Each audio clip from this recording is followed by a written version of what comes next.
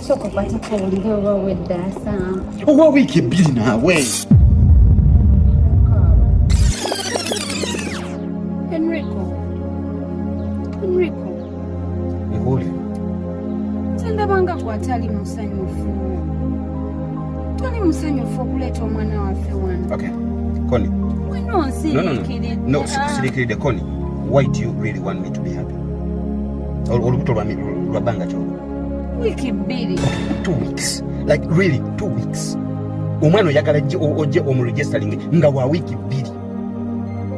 Okyalina emyezi 9 okukuza omwana oyo. Then 4 years okumuleta okumuregisteringa ku Golden Steps. Why? Enrico, Golden Steps ebifo bijjula mangu. Nina okuleta omwana wange nensecuring a future ye ng'obudde bukyali. And besides that, Enrico, you're making me emotional. Mpulira kati n'olubuto olutandisa okunkoona tombogolera.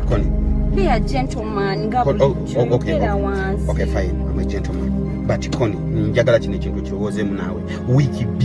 Wiki bbiri olubuto lwa wiki bbiri. Tetunamanya nakumanya genda ya mwana. Oba muwala oba muleza kati ogenda kuwandiizayo linnya ki? Omwana n'omulenzi school fees zezimu ate ku Golden Steps tebaseera. Ate bonna environment ebafavoringa kati Enrico okimanyi omwana wange ngenda muzaala ng'atufaanana ffembi babiri. Ng'alimu akasaayi ka Connie ng'alimu aka Enrico. Kati oyagala bwe tumuleeta wano tumusuulewo obusuuzi nga tebamwetegekedde. Tulina omubagamba nga bukyali. Neko nolaba ebintu byonkola ngenda bigambako VIP. Ngenda bigamba VIP. I'm sure VIP will be happy. She will not be happy for this. She will not. Really, how could you? Okay, kati ogenda muwandiisa ogenda kuwandiisa linnya ki? Nsobola wandiisa Henry and Connie bwe tunaamala omuleeta ne tuteekako erinnya edda. Okay, Connie, bwenkola kino kyowulira kyoyagala kyekinakusanyusa? Kyekijja okumusanyusa ate bw'onaagaana okimanyi this is our first baby asobola okuvaamu buli wenyiiga nze okimanyi ndi emotional.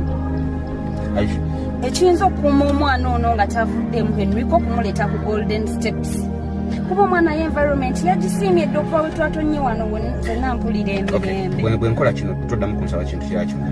Siddamu. Is this what you really want?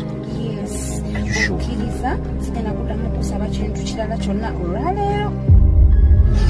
For tomorrow I don't know.